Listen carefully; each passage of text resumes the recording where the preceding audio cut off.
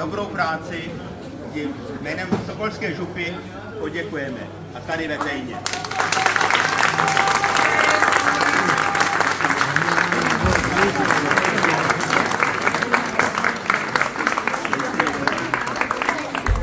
Děkuji, já teda takhle nahlas a všem oficiálně a tady starostovi Sokolské župy Rakouské děkuji za uznání.